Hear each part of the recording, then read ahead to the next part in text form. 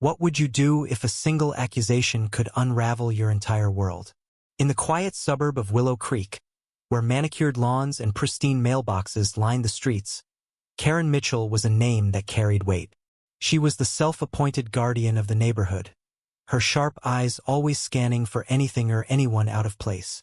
But on one humid August afternoon, a simple delivery gone wrong would ignite a chain of events that exposed secrets, shattered trust, and left a bitter taste in everyone's mouths. Karen stood on her porch, arms crossed, her blonde bob swaying as she tapped her foot impatiently. The delivery was late. She'd ordered a vintage crystal vase, a centerpiece for her upcoming garden party, and she wasn't one to tolerate delays. When the delivery van finally screeched to a stop, she stormed down the steps, ready to give the driver a piece of her mind. The young man, Jamal Carter, barely 22, hopped out, his face glistening with sweat under the summer sun. He clutched a package, scanning the label with a furrowed brow. "You're late," Karen snapped, her voice slicing through the humid air. "And that better be my vase." Jamal glanced at the label again. "Ma'am, I'm sorry, but this package isn't for you. It's for 142 Willow Lane. You're at 124. Karen's face flushed crimson. "Don't lie to me. I know my address, and I know you're trying to pull something. Hand it over." Jamal hesitated, his hands tightening around the box. "Ma'am, I can't. This is for someone else. I'll get in trouble." "Trouble?" Karen's laugh was sharp, cutting. "You're already in trouble, kid. I'm calling your company right now.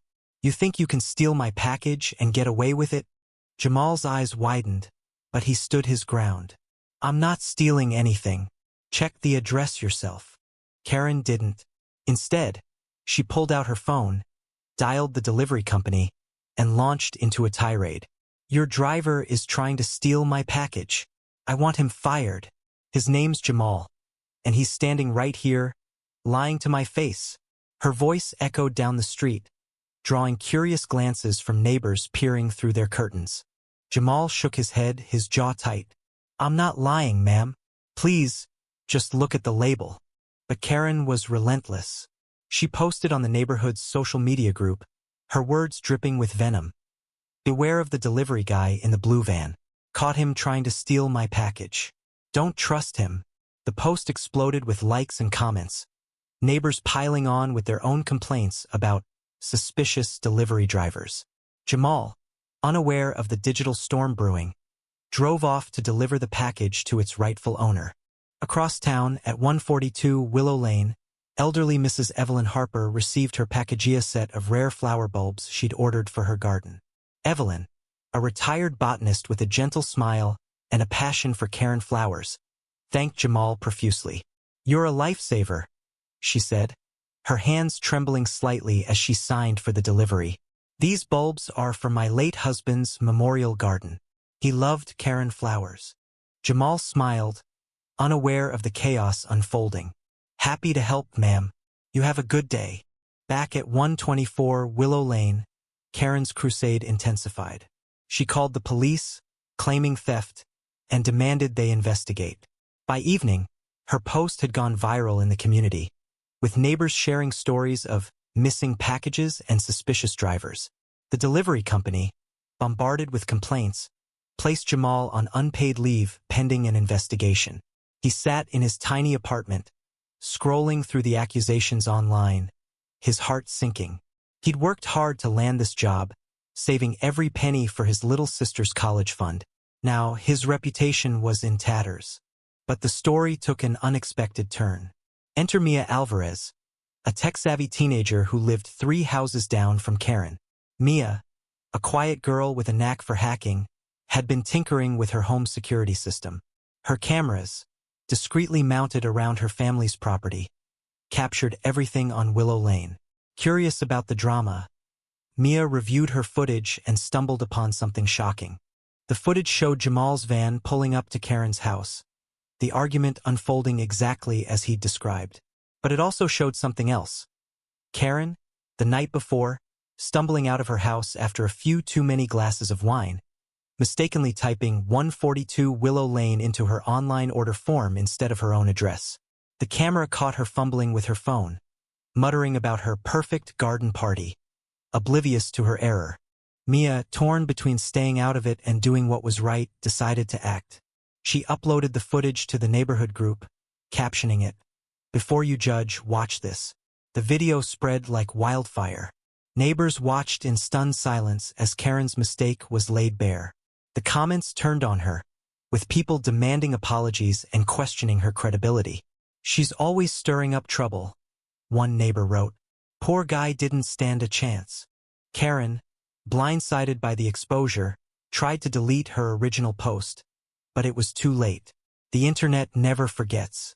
Her phone buzzed with notifications, angry messages, memes mocking her, even a few threats. She locked her doors, her confidence crumbling. For the first time, she felt the weight of her own words, the damage they'd caused. The next day, Jamal received a call from his boss. The company had reviewed the footage, and he was reinstated with back pay and an apology. But the victory felt hollow. He'd been humiliated, his name dragged through the mud. He thought of his sister, who'd cried when she heard he might lose his job. He thought of Evelyn, who'd been nothing but kind. And he thought of Karen, whose accusation had nearly ruined him.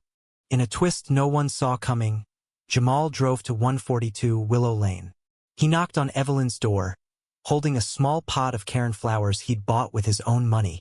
"I heard these were special to you," he said, his voice soft but steady. "I just wanted to say thank you for being kind that day." Evelyn's eyes welled up. "Oh, dear boy, you didn't have to do this." She invited him in, and over tea, she shared stories of her husband, who'd planted Karen flowers every spring as a symbol of hope. Jamal listened, his heart softening. For a moment, the world felt a little less heavy. But the story doesn't end with redemption. Karen, humiliated and ostracized, refused to apologize. She doubled down, claiming the footage was doctored, that Mia was out to get her. The neighborhood turned its back on her, and her garden party was cancelled. No one wanted to attend. Alone in her pristine house, surrounded by vases that would never hold Karen flowers, Karen sat in silence. The mirror reflected a woman she barely recognized, one whose need to be right had cost her everything. Jamal, meanwhile, kept delivering packages, his smile a little dimmer but still there. Mia went back to her cameras, quietly proud of her role in setting things right. And Evelyn planted her bulbs, whispering to her husband's memory as the Karen flowers bloomed, their delicate petals a reminder of the fragility of trust. In the end, Willow Creek was never the same. The neighborhood learned a hard lesson. Accusations, like seeds, can take root and grow into something unstoppable. And sometimes, the truth blooms in the most unexpected places, leaving behind a bitter harvest. Nd.